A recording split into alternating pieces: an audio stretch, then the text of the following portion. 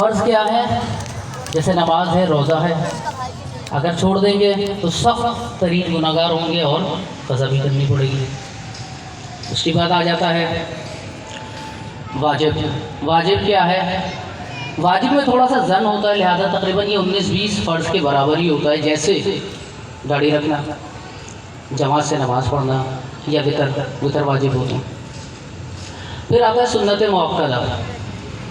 سنت مؤکدہ کیا ہے؟ جیسے تراویح اور نماز کی جو سنت مؤکدہ ہوتی ہیں، ٹھیک ہے، ان کو چھوڑیں گے تو گناہگار ہوں گے۔ پھر غیر مؤکدہ آ جاتی ہیں، جیسے عشاء اور عصر سے پہلے کی سنتیں، ٹھیک ہے، چھوڑ بھی دیں گے تو گناہگاری لازم نہیں آتی ہے، لیکن اگر پڑھیں گے تو بہت زیادہ ثواب ہے۔ پھر آ جاتا ہے مستحب۔ مستحب کیا ہے؟ قرآن پاک پڑھنا، کوئی بھی نیکی کا کام کرنا وغیرہ وغیرہ، ٹھیک ہے۔ پھر آتا ہے مباح۔ مباح کیا عمل ہے؟ کوئی سا بھی عمل کرنا، جیسے میں نے ایسے کرا اور نہ ثواب نہ گناہ۔ تو سنت مؤکدہ کیا ہے؟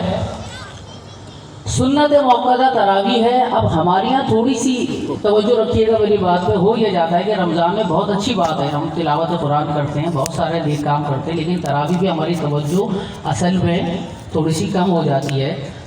5 روزہ، 10 روزہ، 12 روزہ، 20 روزہ تراویح پڑھتے ہیں، بہت اچھی بات ہے، قرآن پڑھا پڑ جاتا ہے، لیکن یہ ایک سنت ادا ہوئی ہے قرآن کی تکمیل۔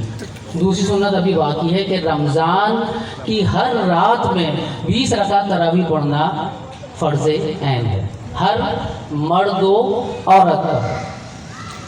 بہنیں ہماری اس سلسلے میں تھوڑی سی وہ کٹ جاتی ہیں کوتاہی، کہ وہ سمجھتی ہیں شاید کہ صرف مردوں کے اوپر ہی فرض ہے، اور ہمارے یہاں حال ایسا ہوتا ہے کہ شروع کے اب یہ 15 دن تو پھر بھی بہت اچھے گزر گئے، اب آنے والے 15 دن جو ہے چونکہ کورونا بھی نہیں ہے اور مارکیٹوں میں جو ہے وہ بڑا اس وقت یہ چلے گا، تو ہماری توجہ جو ہے تراویح کی طرف سے اتنی نہیں رہتی ہے، اور تراویح کا ٹائم دیکھیں شروع ہوتا ہے عشاء کے فرض نماز کے بعد سے اور سحری تک، لہٰذا جب بھی موقع ملے، اگر کوئی مصروفیت ہے، کسی پروگرام میں جانا ہے، کوئی مسئلہ ہے، تو آپ عشاء کے فرض پڑھ کر آ جائیں، وہ نہ چھوڑیں۔ ہوتا یہ کہ تراویح چھوڑ دیں تو عشاء کے فرض بھی چھوڑ دیتے ہیں جماعت سے، ایسا نہ کریں۔ کوشش یہ کریں کہ تراویح اگر آپ فرض پڑھ کے آ جاتے ہیں، گھر میں بھی پڑھ سکتے ہیں، جماعت اس کی فرض عین نہیں، الگ کفایہ ہے، یعنی کہ چند لوگ بھی اگر جماعت سے پڑھ لیتے ہیں تراویح تو باقی لوگ بری ذمہ ہیں، گھر میں پڑھ سکتے ہیں، کوئی مصروفیت ہے تو رات میں بھی پڑھ سکتے ہیں۔ بات آئی سمجھ میں؟ لہٰذا یہ تو ایک بات ہے۔ 2-3 چیزیں، ٹائم اصل میں ہمارے پاس بہت کم ہے، تو کوشش کروں گا کہ ایک تو یہ ذہن میں رکھ لیں کہ قرآن کریم اس میں تلاوت کی جاتی ہے، تو 2 چیزیں ذہن میں رکھ لیں۔ 2 صورتیں قرآن کریم کی میں آپ کو بتاؤں گا کہ میری کوشش ہوگی کہ آپ اس کو یاد کر لیں اور ذہن میں بٹھا لیں کہ ایک ہے سورہ واقعہ اور ایک ہے سورہ ملک۔ یہ تو قرآن کریم کی ایسی صورتیں ہیں کہ ان کو اگر آپ عشاء کے بعد، صالحین کا معمول ہے، اگر آپ بنا لیتے ہیں تو ایک دنیا کے لیے اور ایک قبر کے لیے، ٹھیک ہے۔ اللہ ایک مرتبہ آقا علیہ الصلوۃ والسلام بیٹھے تھے اور صحابہ کرام صاحب نے بولا کہ کون ایسا ہے تم لوگوں میں جو ابھی 1000 آیات کی تلاوت کر دے؟ تو صحابہ نے کہا رسول اللہ فوری طور پہ تو ممکن نہیں ہے، تو آپ نے کہا کہ سورہ تکاثر۔ سورہ تکاثر ایک ایسی آیت ہے، الہاکم التکاثر حتی زرتم المقابر، اس کو ایک مرتبہ تلاوت اگر کریں تو 1000 آیات پڑھنے کا ثواب حاصل ہوتا ہے۔ تو کوشش کریں کہ اپنے معمولات میں رمضان بھی ہے، اس کو لے کر آئیں۔ اب دوسری بات یہ کہ ہم قرآن کو پڑھتے ہیں، سمجھتے ہیں 15 دن ہم نے پڑھا، سمجھا، عربی پڑھی، لیکن لازمی سی بات ہے کہ دیکھیں جب رمضان آتا ہے تو شیاطین جکڑ دیے جاتے ہیں، اس میں کوئی شک نہیں ہے۔ توجہ ادھر رکھیے گا میری طرف۔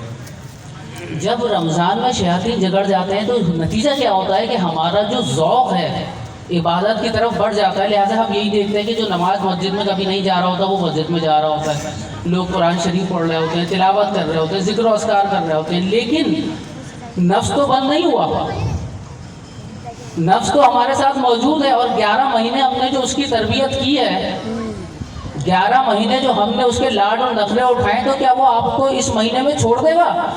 نہیں۔ وجہ کیا ہے کہ ثواب کے کام تو کرتے رہتے ہیں، ساتھ ساتھ گناہ بھی ہوتے رہتے ہیں، ایسا ہی ہوتا ہے نا۔ بدنگاہیاں بھی ہوتی رہتی ہیں، فیس بک پہ بھی چیٹیں چلتی رہتی ہیں، سارے معاملات ہمارے وہی چلتے رہتے ہیں جو کہ ہمارے غیر رمضان میں چل رہے ہوتے ہیں۔ ایک فرق یہ آتا ہے کہ ہم کیا کر رہے ہوتے ہیں، تھوڑی سی عبادت کی طرف راغب ہو جاتے ہیں، ورنہ ہمارے اندر جو سستی ہے عبادات میں، سستی کرنے کا عالم وہی کا وہی ہے۔ افطاری کرنے کے بعد تو ایسا لگتا ہے جسم میں سے جان نکل گئی۔ تراویح کے لیے اٹھنا یہ بہت مشکل کام ہے، بہت مشکل کام ہے نہیں ہے، تراویح میں کھڑا ہونا بڑا مشکل کام ہے۔ لیکن اگر ابھی کوئی مشہور برانڈ کی کمپنی یہ آفر کر دے کہ میں فری آف کاسٹ بانٹتی ہوں، جیسا کہ ابھی ایک اسکینڈل ہوا ہے، تو کیا ہوگا؟ وہاں روزے میں بھی کھڑے ہوں گے، وہاں کوئی تکلیف نہیں ہے، وہاں کوئی وہ نہیں ہے، 20 رکعت تراویح پڑھنے میں دم نکل رہا ہے، اور وہاں کوئی مسئلہ نہیں ہے، وہاں جو مرضی، وہاں کتنی خرافات ہوئی ہیں سب کو معلوم ہے۔ تو شیطان تو بند ہے، شیطان کو کیوں الزام دیا جا رہا ہے؟ نفس موجود ہے نا۔ تو یہ موقع ہے میرے بھائیوں کہ نفس کو اس وقت آپ کنٹرول کریں، نہ کہ آپ اس کے کنٹرول میں آ رہے ہیں۔ سمجھ آ رہی ہے بات؟ نہیں سمجھ میں آ رہی؟ ایک چیز دوسری یہ کہ اللہ تبارک و تعالیٰ قرآن کریم میں فرماتا ہے یا ایھا الذین آمنوا واستعینوا بالصبر والصلاۃ، اے ایمان والو نماز اور صبر سے مدد حاصل کرو۔ یعنی واستعینوا کیا ہے؟ امر کا صیغہ ہے، حکم دے رہا ہے نا اللہ حکم دے رہا ہے نماز اور صبر سے مدد حاصل کرو، غیر اللہ سے مدد حاصل کرو۔ نماز اور صبر کیا ہے؟ غیر اللہ ہے نا، اللہ تو نہیں ہے۔ اللہ تعالیٰ حکم ارشاد فرما رہا ہے، اس کا مطلب یہ ہے کہ یہ ماننا پڑے گا کہ لفظ کی حقیقتی معنی اور ہوتے ہیں اور مجازی معنی کچھ اور ہوتا ہے۔ یعنی ایک لفظ کا حقیقی معنی ہے، حقیقی مدد تو اللہ ہی کرے گا، اس میں کوئی شک نہیں ہے، لیکن مجازن اس لفظ سے، اس صیغے سے مراد لی جاتی ہے کہ دوسرا بھی کوئی مدد کر سکتا ہے۔ سمجھ آ رہی ہے بات؟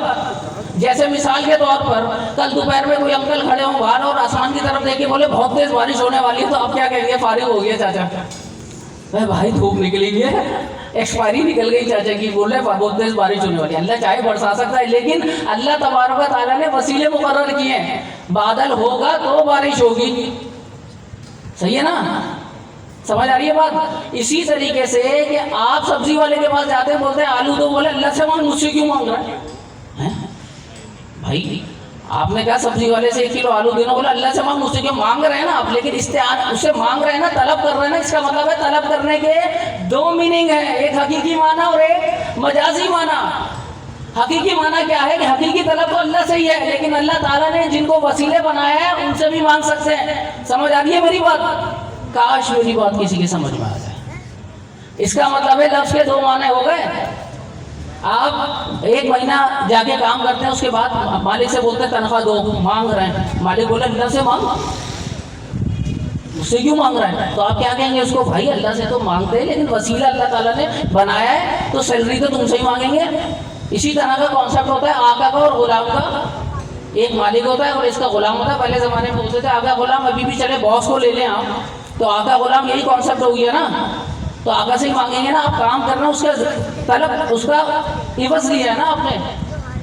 تو اس کو اسی طریقے سے اللہ تعالیٰ آگے فرماتا ہے قرآن میں وَلَا تَقُولُوا لِمَن يُقْتَلُ فِي سَبِيلِ اللَّهِ أَمْوَاتٌ، اور جو اللہ کی راہ میں مارے گئے ان کو مردہ نہ کہو، بل احیاء، بلکہ وہ زندہ ہیں، وَلَكِن لَا تَشْعُرُونَ، لیکن تمہیں شعور نہیں ہے۔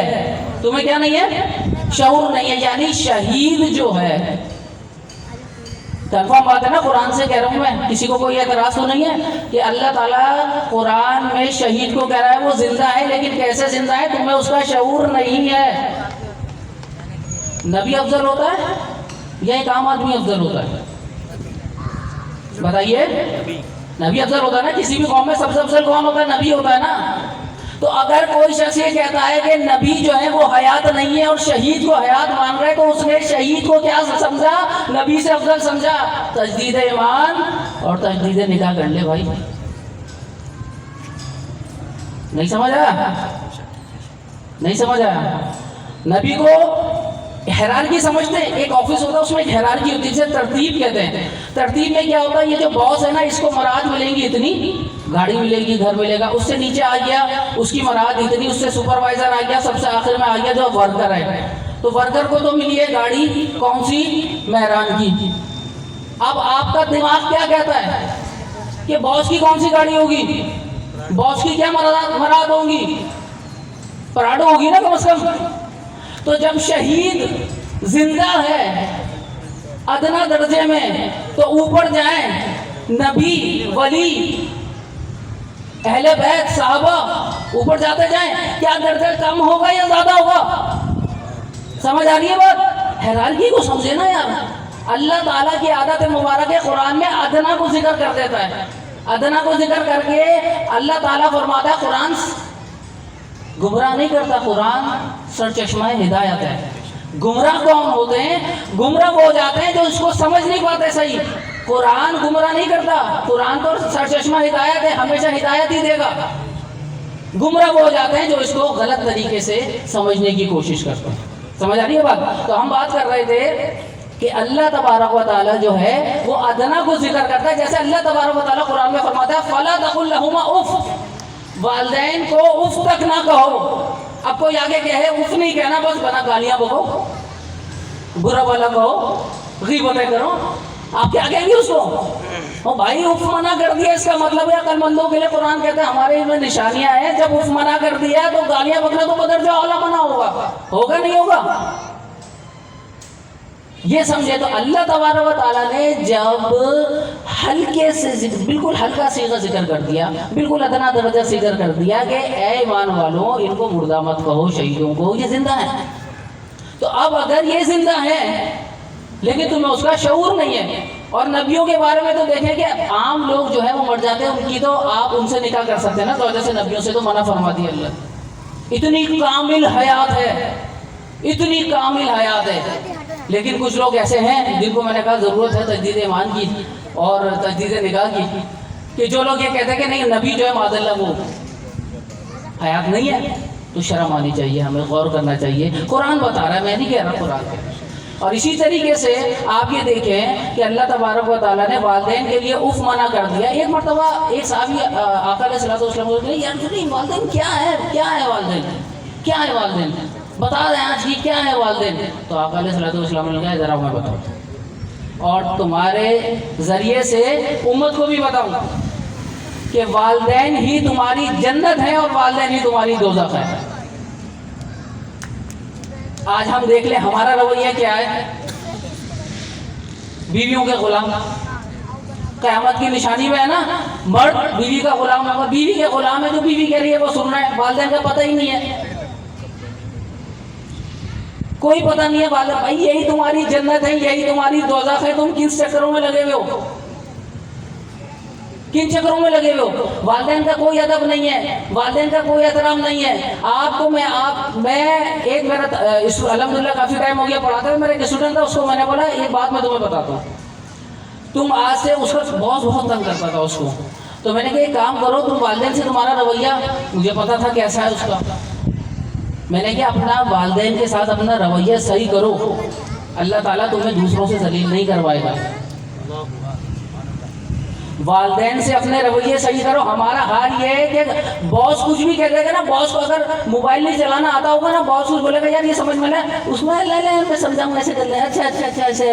اور امی جا کے بولیں گی بیٹا یہ کیا ہے، ارے ہٹو تمہیں کیا پتا، دماغ پتہ ہے نہیں، تمہارا زمانہ ہے نہیں، چھوڑ دو. ہاتھ کیوں لگایا تھا، کس نے میرے موبائل کو ایسے جھڑک رہو. خدا کا خوف کرو یار، خدا کا خوف کرو، قدر کر لو، ان کی قدر کر لو.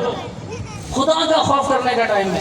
والدین سے آپ خود سوچیں، ہم سب سوچیں کیا ہمارا رویہ والدین کے ساتھ ایسا ہے جو باس کے ساتھ ہوتا ہے. تو باس کو ذلیل کرے گا، پھر کیوں نہیں کرے گا. اسے گھر میں تم نے اپنے گھر میں جو جنت ہے اس کو ہی دوزخ بنا کے رکھ دیا تم نے. ٹائم ہے دینے کے لیے، چلیں کوانا بچہ تو پھر بھی ٹائم دے دیتا ہے چلو، لیکن وہ بدتمیزیاں کرتا ہے. لیکن شادی شدہ شخص کیا اس کے پاس اتنا ٹائم ہے والدین کو دینے؟ ایسے آتے ہیں جیسے وہ نہیں آتا، کوئی آئی سی یو میں کوئی مریض پڑا ہوتا ہے تو وہ آتا ہے، وہ ڈاکٹر راؤنڈ پہ ہوتا ہے نا، وہ ڈاکٹر آتے ہیں، ہاں کیا حال ہے بھائی، کیسے ہیں صاحب، کھانا وانا کھا لیا، کوئی مسئلہ تو نہیں ہے، چلو ٹھیک ہے میں آتا ہوں راؤنڈ کے بعد. یہ حال ہے شادی شدہ خواتین مرد نکاح اپنے والدوں کے ساتھ، والدین کے ساتھ یہ حال ہے ان کا. شرم آنی چاہیے. ان پروگرامز کا مقصد ہوتا ہے، ٹائم مجھے مل نہیں سکا، میں مزید بات کرتا. ہمارے علماء اہل سنت زندہ باد. اللہ تعالیٰ ہمارے علماء اہل سنت کو وفائے عہد کی توفیق عطا فرمائے. اگر مجھے ٹائم مل جاتا تو میں مزید اس پر کلام کرتا، وقت میرے پاس نہیں ہے.